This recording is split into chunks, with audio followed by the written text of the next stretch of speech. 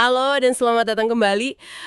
Pernah nggak sih Anda berharap gitu, bisa memahami orang lebih cepat, cuma dari ngelihat mereka aja? Hari ini nih, kita mau bahas mendalam bab 5 dari sumber kita, buku Read People Like a Book. Fokusnya ke kekuatan observasi. Gimana caranya kita bisa, ngebaca situasi sosial atau orang gitu secara akurat, tanpa nunggu lama banget. Pertanyaan bagus itu, soalnya sadar nggak sadar, kita semua ngelakuin itu tiap hari kan, bikin penilaian cepat. Iya juga ya? Menarik nih, mulai dari intuisi kilat sampai analisis detail kayak detektif gitu. Betul. Kan sering ya kita ada di situasi penting. Mungkin wawancara kerja, ketemu klien baru, atau penasaran aja sama orang di sekitar. Kemampuan ngebaca orang dengan cepat itu berguna banget. Sumber ini nyebut konsep cold reading. Tapi bukan kayak trik sulap gitu ya. Lebih ke kemampuan ngamatin pola berdasarkan psikologi. Jadi, oke deh. Mari kita bedar nih, gimana caranya kita mempertajam kemampuan observasi kita ini. Kuncinya sih, ini bukan sihir ya, tapi keterampilan, bisa dilatih kok. Nah, bab ini mulainya dengan konsep yang mungkin kedengarannya agak aneh tapi kuat banget. Penilaian cepat, atau disebutnya thin slicing. Thin slicing, kayak irisan tipis gitu. Maksudnya, kita bisa nangkap inti seseorang cuma dari info seuprit gitu. Eh, Konsep ini kalau nggak salah dari Nalini Ambady sama Robert Rosenthal ya. Kedengerannya kayak intuisi super cepat gitu. Tepat. Ini kemampuan pikiran bawah sadar kita buat nangkep pola, terus bikin kesimpulan dari, cuplikan perilaku yang singkat banget. Dan yang kagetin, penilaian cepat atau snap judgment ini sering kali akurat loh. Oh iya, Ya, riset nunjukin intuisi tuh kadang lebih oke daripada analisis sadar buat deteksi hal-hal kayak bias atau bahkan bohong. wah menarik banget itu. Kita kan sering dibilangin jangan nilai buku dari sampulnya. Tapi ternyata kesan pertama ada gunanya juga. Tapi ada tapinya nih. Sumber ini kasih contoh kuat. Psikolog John Gottman, dia bisa prediksi pernikahan langgeng atau enggak, akurasinya 95% cuma dalam beberapa menit ngamatin interaksi pasangan. Wow, 95%. Iya, dan uniknya, akurasinya malah turun dikit kalau observasinya kelamaan. Ini nunjukin betapa kuatnya kesan awal itu. Tapi, tunggu dulu. Bukannya kita sering salah nilai orang di awal? Gimana sama bias-bias kita sendiri? Itu kan bisa nyesetin intuisi ini ya. Nggak sih, saya yakin pendengar kita juga pernah ngalamin. Nah, itu pertanyaan penting banget. Intuisi emang kuat, tapi yang nggak kebal salah juga. Keadaan emosi kita aja bisa ngaruh ke akurasinya. Oh gitu. Iya, penelitian Ambadi nunjukin orang sedih itu cenderung kurang akurat nilai orangnya. Jadi ini bukan soal percaya insting buta-buta aja, kuncinya itu seimbang. Pakai intuisi sebagai hipotesis awal lah, terus uji pakai analisis yang lebih sadar, dan waspada sama bias kita sendiri. Gimana cara nyiimbanginnya di lapangan? Misalnya pas wawancara kerja gitu. Sumber kasih contoh bagus nih.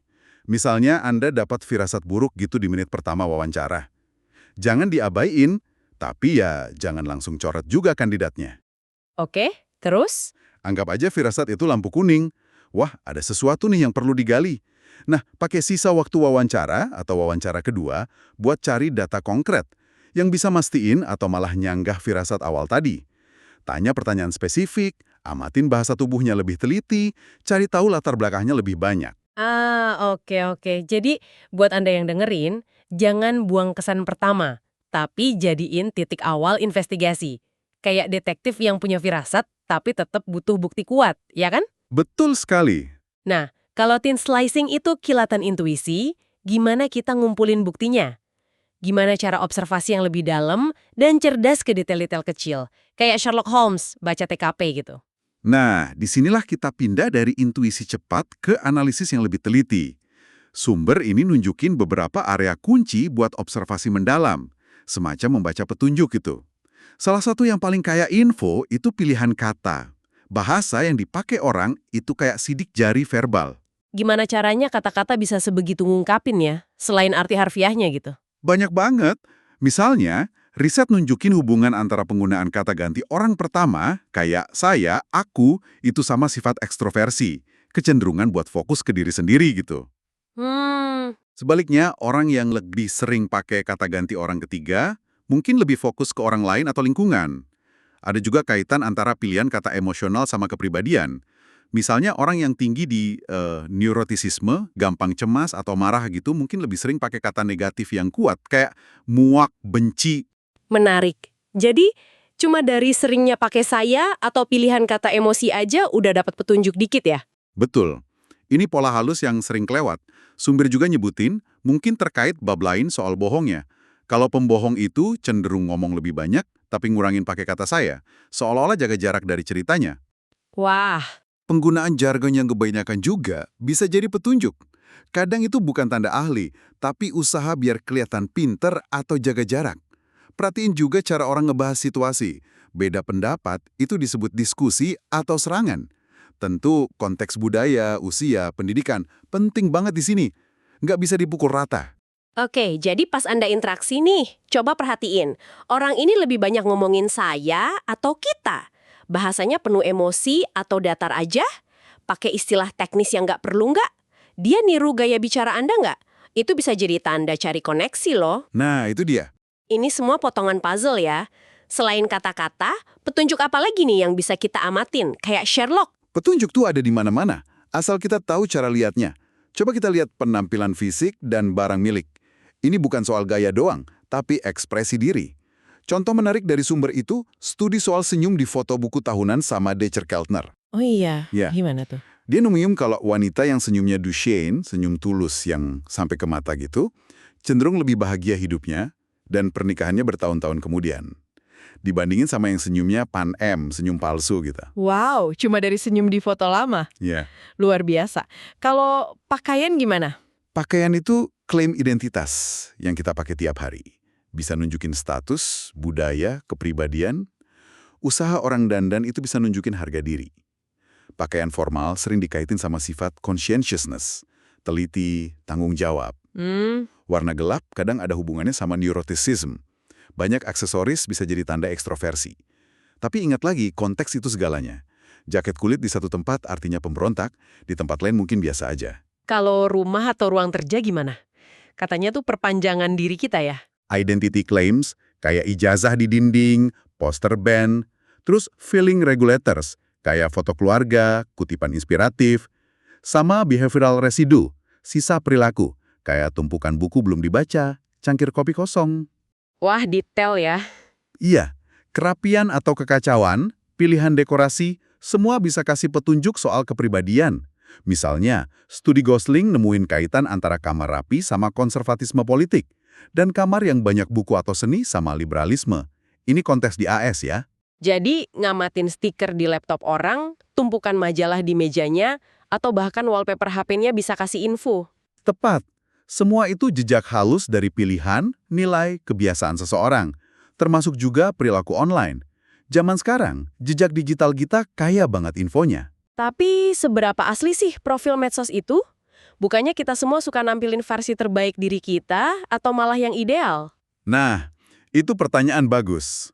Menariknya, studi yang dikutip sumber dari Beck dan kawan-kawan tahun 2010 nemuin kalau profil medsos itu cenderung nunjukin diri asli seseorang, bukan diri idealnya. Oh gitu. Iya, meskipun beberapa sifat kayak neurotisisme emang lebih susah dilihat dibanding conscientiousness atau ekstroversi. Foto profil aja bisa kasih petunjuk. Ekspresi netral sering dikaitin sama openness atau neurotisisme. Kalau senyum lebar, warna cerah, lebih sering ke agreeableness atau ekstroversi. Jadi, meskipun diedit-edit dikit, pola perilaku online tetap bisa kasih gambaran ya. Termasuk hal sepele kayak jam berapa orang kirim email. Bisa jadi. Sumber nyebut riset chronotype oleh Michael Bruce. Orang yang aktif email pagi-pagi, tipe singa, cenderung lebih optimis dan conscientious. Kalau serigala yang aktif malam, walau kadang dikaitin sifat dark triad ya, tapi bisa juga artinya lebih kreatif atau introvert. Ini bukan diagnosis lo ya, tapi petunjuk pola aja. Oke. Jadi kita punya intuisi awal dari thin slicing, terus kita kumpulin petunjuk detail dari kata, penampilan, barang, sampai jejak digital.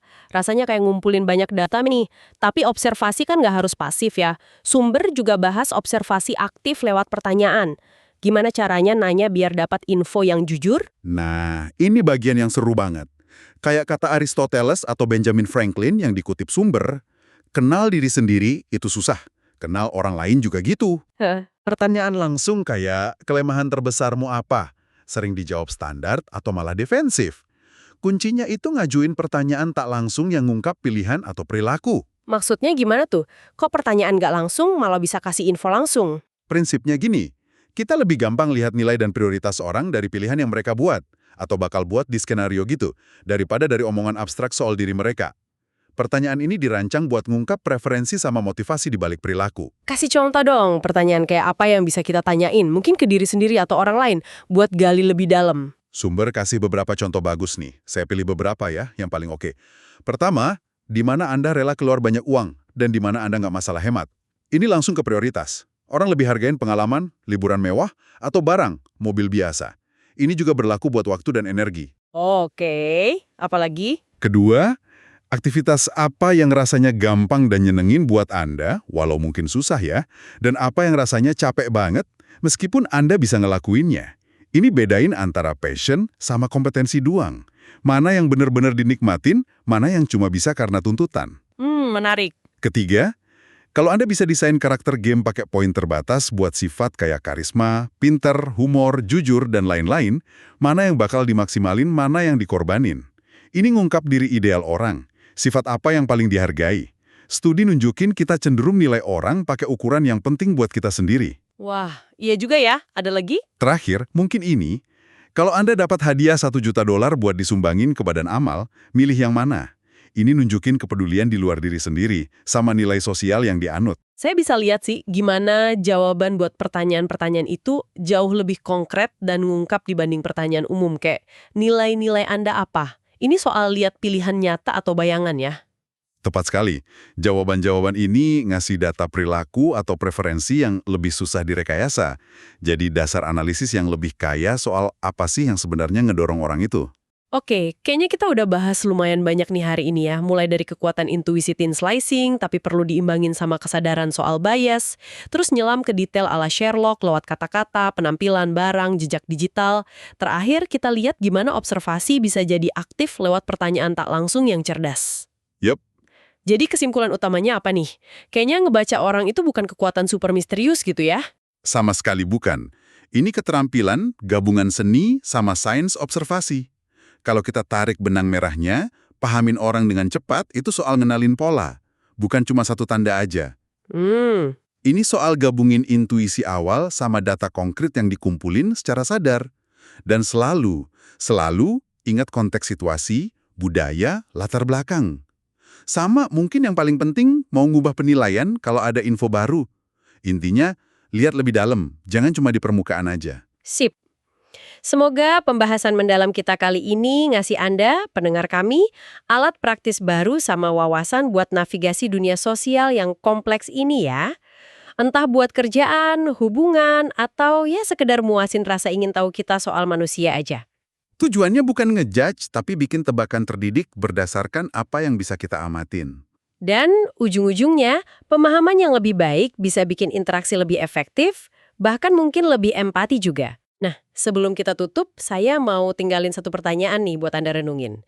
Kita udah bahas betapa banyaknya info yang bisa kita dapat dari observasi jabat tangan, pilihan kata, dekorasi rumah, profil online. Pertanyaannya mungkin bukan lagi gimana cara ngamatin, tapi seberapa sering sih kita benar-benar nyempetin waktu buat benar-benar memperhatiin detail-detail ini di orang sekitar kita? Iya juga ya. Atau jangan-jangan kita terlalu sibuk sama asumsi kita sendiri, cuma lihat apa yang pengen kita lihat, terus kelewatan semua petunjuk yang ada di depan mata. Coba deh perhatiin. Terima kasih sudah nyimak pembahasan mendalam kita. Sampai jumpa di lain waktu.